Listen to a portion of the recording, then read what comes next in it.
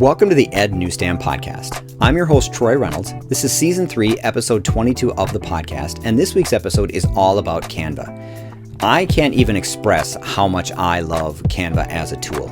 I use it every day, multiple times a day. I've referenced it in the podcast. I can't even count how many times I've referenced it. It is easily one of the most powerful tools that you can have as an educator, if not just as somebody who creates content for the web. So this week's episode, I'm going to talk about all of the different templates that are available for educators, and I'm going to talk about the power of Canva for education, how you can create a class, how you can import your students into your class, and how you can utilize some of the tools in Canva for education in your classroom. So without further ado, because there's so much to get to in this week's episode, let's dive in.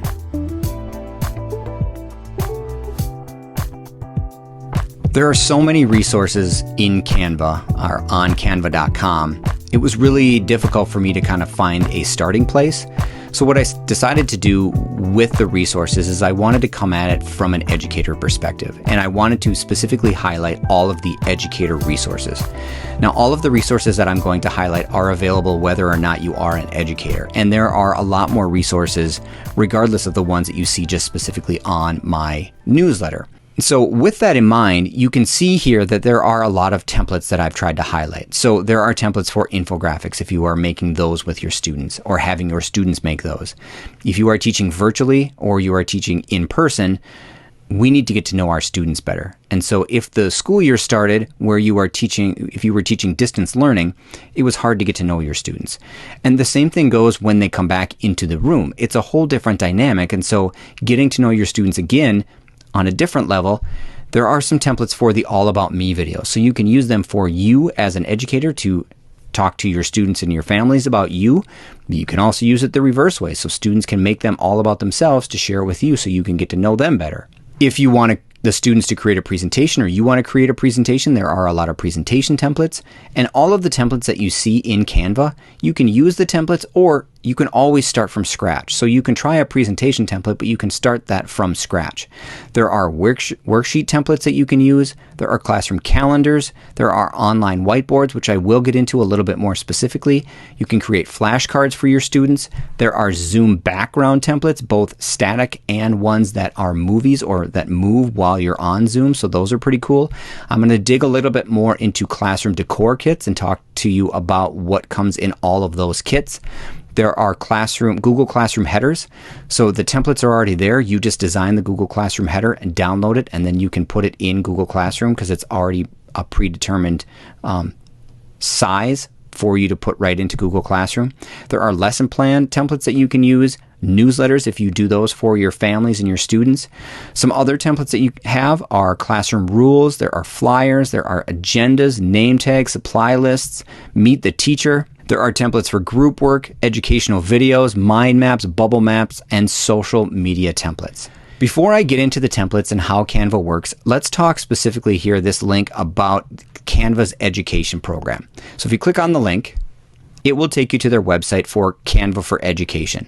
And so creativity and collaboration tool, which is what Canva is, I think it leans a lot heavier on the creativity, but the collaboration tool is there and it does work very, very well.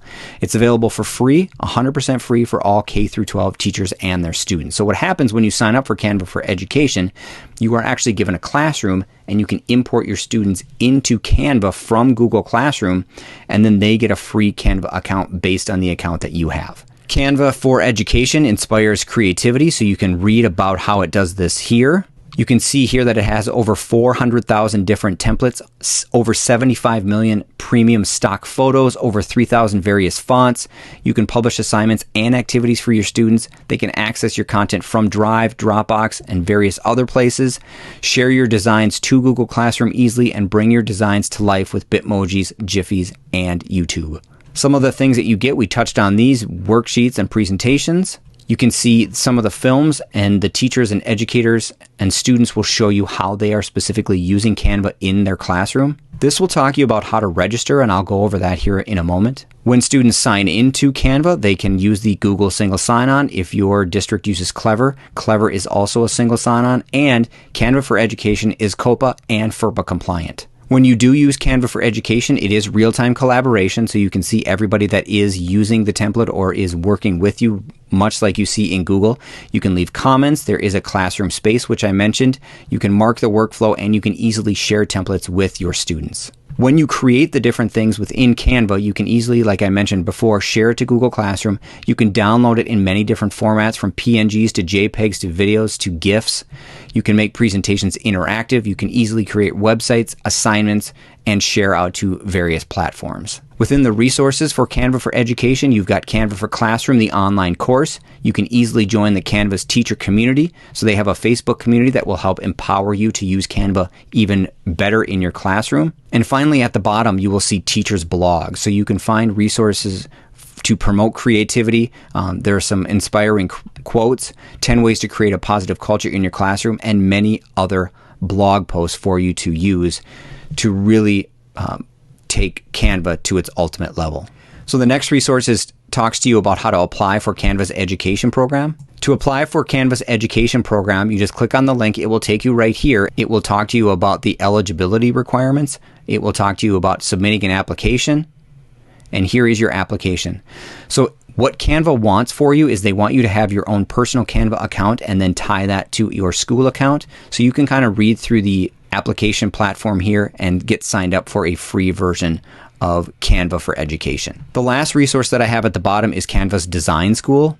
So when you get to your design school, you can log in with your Canva account, and then there are a lot of different courses that you can join. So here's the main one that starts at the top, the design school. But as you scroll down, this pink one here is Canva for the Classroom. So if you are getting started with Canva for Classroom, this might be a really good place to start. Some graphic design basics to really get you flowing in graphic design.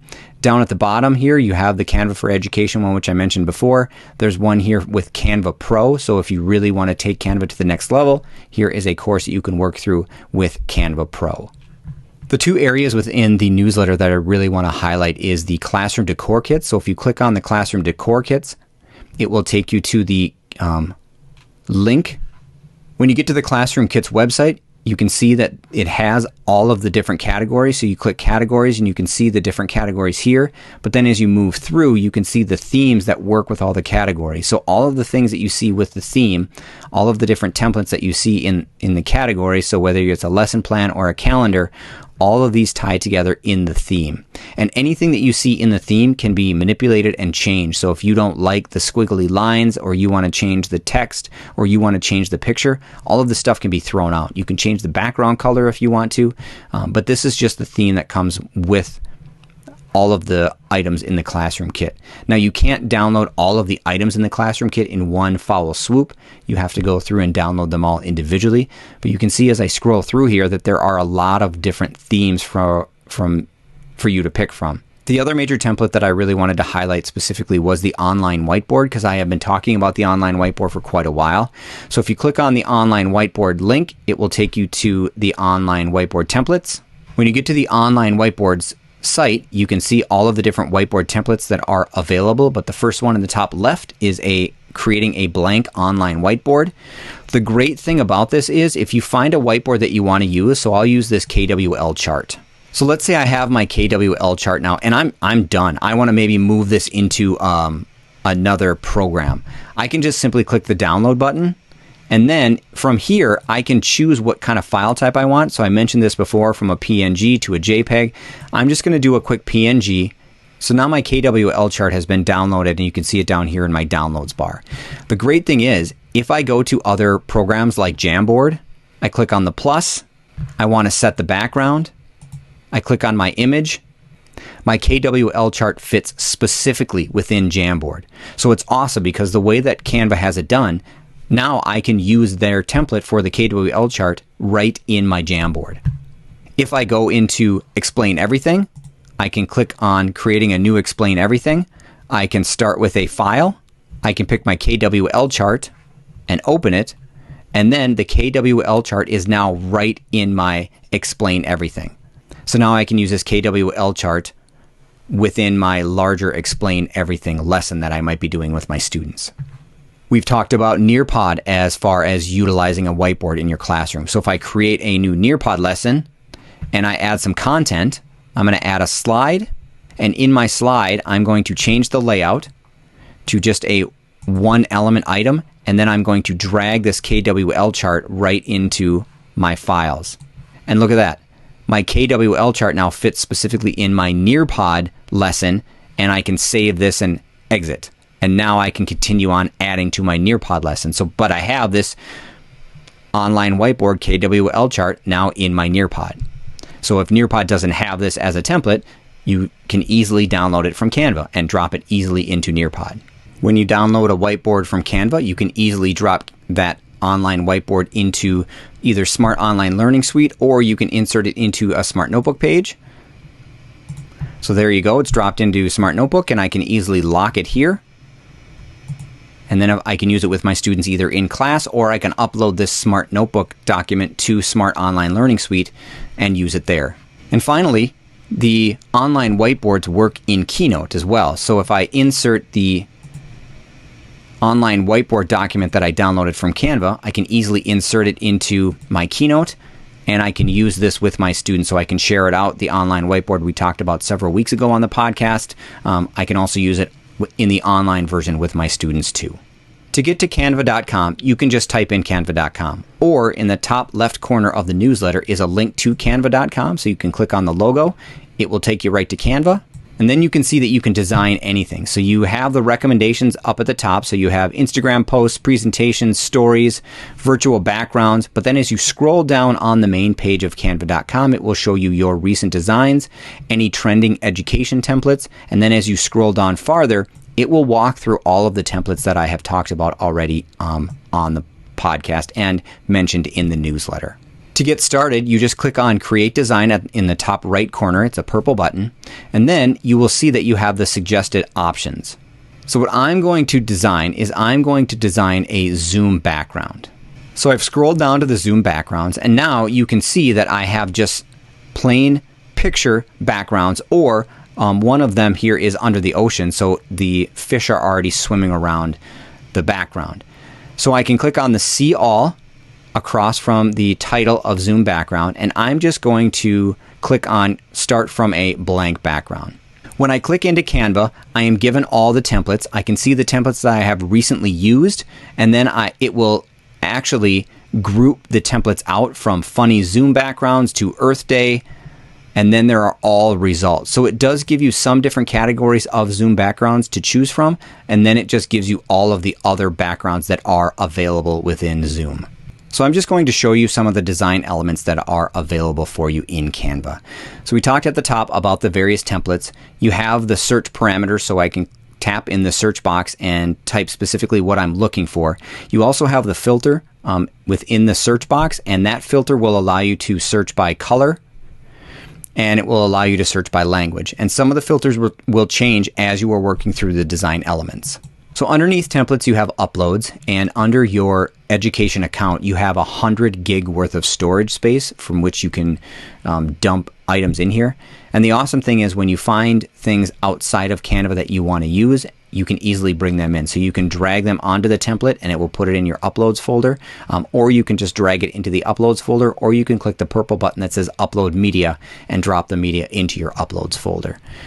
You can search your uploads, but my guess is that you would have to name the file before you bring it in, and I don't do a very good job of naming the file before I bring the file into Canva, so I haven't had much success doing a search in my uploads to find what I'm looking for.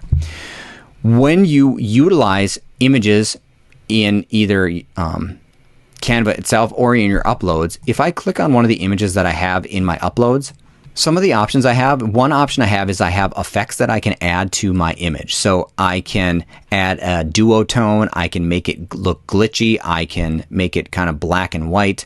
These are different filters under the effects that you can add to your image. But one of the cool things is you have a background remover. When you click background remover, it'll think for a minute, and then it will remove the background of your image. Now, if you don't like what it's done, you can go in and you can manually erase or restore some of the parts of your picture. So we'll just try a quick restore so you can see it's restoring some of the background. If I go over to erase, I can fine tune that. I can fine tune the size of my brush. I can zoom in on the image to make sure I'm getting exactly what I want. When I'm all done, I just click the check mark and I click done, and there's my image. Outside of the effects, you can go to your filters and you can look at the various filters that are available. So maybe I want to pick a whimsical filter, and I can change the intensity of the filter on the image, and then it will change the intensity of that filter. I can adjust the brightness, the contrast, the saturation, tint, blur, and X process and vignette if I want to. I can crop the image. I don't actually have to click on the crop tool itself. I can just double click, or I can drag from the center of the image to kind of crop the image itself, so I don't really need the word crop. I can flip the image if I want to, both horizontally and vertically. I can actually make the image look a little more transparent if I would like. So there is a transparency as you move farther to the right. I can lock this in place. I can set the image as a background. And then as you add more items to your template within Canva, you can move them around, move them to the front, move them to the back, move them forward, move them backward. And you can add multiple pages. So when you are doing presentations in Canva, you can easily duplicate the page or just add a new page. So on the template in the top right-hand corner, I have duplicate page, or I have just add new page. You also, under the template, have a large gray button that says add page. Underneath uploads, there are photos, and these are photos that are specifically within Canva. So these you could really search pretty well within Canva. And in the search bar, you have another filter, and the filter will allow you to find some orientation of your pictures. You can choose color, you can choose orientation, square, vertical, horizontal, and you can choose free pictures, or you can choose education pictures, which kind of fall under the pro umbrella. Under photos, you have elements. And the elements are different line styles or shapes or frames and stickers, grids. One of the cool things that I really like are all the frames, because some of the frames that they have computer and smartphone frames. So if you drop in a computer, the awesome thing is this computer is just a frame. So if I have another image that I want to drop in, so let's say I add this explain everything background, I can easily grab the explain everything and drop it right into the computer frame. And now I have this image that I can export and use somewhere else. Underneath elements, I have different text that I can add. So I can add individual headings, subheadings, or body text. But then I have texts that go together, font combinations. And so I can click on these font combinations. And if I click on, let's say, thank you, now I can double click on this. The two words are grouped together. So you can see that I have an ungroup option in the top right-hand corner. I can change the effects from the different fonts that I already have built into Canva. I can change the size. I can change the color. Depending on the type of font that I add, I can bold or italicize it. I can change the alignment. I can make it a list. I can change the line spacing. I can add an effect to it, so I can give it a drop shadow. I can give it an echo, hollow it out, lift it, or splice it up. I can underline it. I can change the case from uppercase to lowercase. I can copy the style, so that's pretty nice if you want the style to replicate across multiple slides. And I can make it transparent. I can also add a link to my text. So if I want people to be able to click on this, if I publish it to the web, people can click out that way. Some other options within Canva that I have, I can add audio. I can add video to it, so you can see how long the different videos are. And again, you can search through your videos. So some are 11 seconds, 7 seconds. Underneath videos, I have backgrounds that I can add. So they have landscapes or gradients or abstracts. So a lot of different background options. And then as I upload things into Canva myself, I can start to create folders and easily find my items based on a folder. Other options within Canva that you can integrate are, you can go right to Pixabay. So if you want to pull in graphics from that website, you can go find emojis. You can create QR codes and embed them right into your Canva templates. And you can easily add Jiffy or GIFs to your Canva template right from within the more file structure. And if you want to log into your Bitmoji, Bitmojis are also available. One of the really great things about Canva is being able to color code all of the things within your template to make things work better together. So for example, with my text, I have thank you, and I talked about being able to change the text color. So if I click on that, it will show me that I actually already have some photo colors, and you can create a brand for yourself. So if there are specific colors that you would like to use all the time to fit with your brand, you can add brand colors in your settings. You can also pick a new color. And so you can add a hex color. So if you want to use the color pick eyedropper extension and find a specific color that you're looking for, or you want to use color slurp on a Mac, If you click on Color Slurp, you can use the little eyedropper tool, and maybe I want this blue. It will copy the hex color. I'm in Canva. I just paste the hex color in there and it will change my hex color. And now I have that color as my thank you. When I'm all done, we talked about being able to download your image. So you've got those same downloads. You actually also have the option to download the image with a transparent background. So if you're going to be putting the image somewhere in, let's say, Google Slides or some other program, but you don't want all the border as extra and you want things to be able to layer on top of one another, you would want to be able to download the image with a transparent background. You also have a lot of these different places that you can share out your design. So you can download it specifically, we talked about, but you can easily share it to Google Classroom. If you click on share here, you can say continue, and then it will bring up the Google Classroom options for you to share it out. So you can pick the class, you can choose the action, make it an assignment with students easily, and then put in your title, your points, your due date, and then the link is right there within Canva. The last thing that I want to talk about is your classroom. So I mentioned at the very beginning, when you sign up for Canva under an education account, you actually are given a class. Then all of your students have access to that Canva so you can work together and collaborate. So if you go down here on the left-hand side, and I click on my class, you can see here it says in my class are my designs. I can create folders. I have maybe other templates. I have the people that I've imported, so you can easily import people from your Google Classroom. I've already done that, so I can show you who is in my class. So if I'm in my designs and I create a design, let's just do an Instagram post to make it easy. When I'm in this Instagram post that I have created under my class, I can choose to share, and then one of my options is I can share it with my students. So you can choose not share, can view, and can edit. I'm going to choose can edit, and then what happens is on the student side of things, when they log into Canva and they go down to your classroom, they will be able to see the template that you have shared with the students. So then when the student joins, up in the top, you will see their little logo. And when you hover over it, it will tell you the name of the student that is currently in the design template at the same time. So when they are in the template and they are working and they are adding things as you are working, you will be able to see that they have images that are adding. And then when those images and items are inserted into the program, you will see that there is a line or a box around it, and it will tell you exactly who inserted that image and what they are working on specifically. So if I'm in my program and I add an element myself, let's say I add this pink shape here, and I'm going to change the color so that it differentiates a little bit from the one that my student added. So you can see now that my item is highlighted, but as the student, I can actually go in and I can move this around too. So now we both have it highlighted. If I click out of it, as the teacher, now you can see that the student is working in this one, and maybe I click on the pink circle, now the student is working in this one.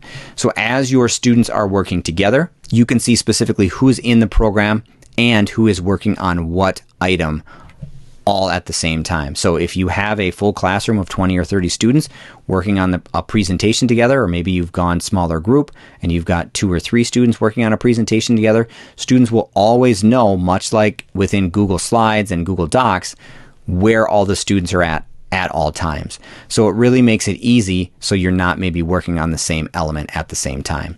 So that's really the power of signing up for Canva under a teacher account, because then all of your students have access to all of your design resources at the same time. Students can't see your specific design. Students can only see the designs that you are sharing with your classroom. Canva is probably easily my favorite ed tech tool. It has so many possibilities and so many resources. And with the fact that as an educator, you can sign up for a free, more robust account and use that account with your students and give them free access to Canva with all of the bells and whistles that you get as an educator, and be able to choose those as assignments for students, the possibilities are really endless for what you can do with the platform. I can't encourage you enough to sign up for a Canva account. It's really easy and it's free. and you will find that you are probably using it every day, if not multiple times a day.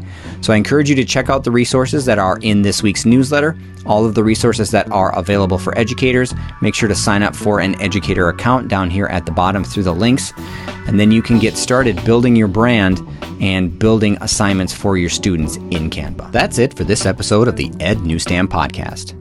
I really appreciate you listening to the podcast or watching the video version on YouTube, because I know your time is valuable. I'd like to personally thank Canva for all they're doing to help educators by providing them a powerful technology tool for their students and for their classroom. For more EdTech resources, you can follow me on social media. You can find me on Twitter at ReynoldsTroy or on Instagram at ednewsstand. If you're listening on any podcast platform and would like to hear more, please like and subscribe to receive updates and have any new episode automatically downloaded for you. You can also revisit my previous episodes on any major podcasting platform like Spotify, Anchor.fm, Apple Podcasts, or iHeartRadio. If you'd like to download my app to have my podcasts and newsletters right on your smart device, please check it out at ednewsstand.glideapp.io and save it to your home screen. If you don't want the app but would like to check out my resources, please visit my website at ednewsstand.weebly.com. This is Troy Reynolds, and this is the Ed Newsstand Podcast, hoping you were able to take away at least one idea for your classroom. Please be safe. Until next time.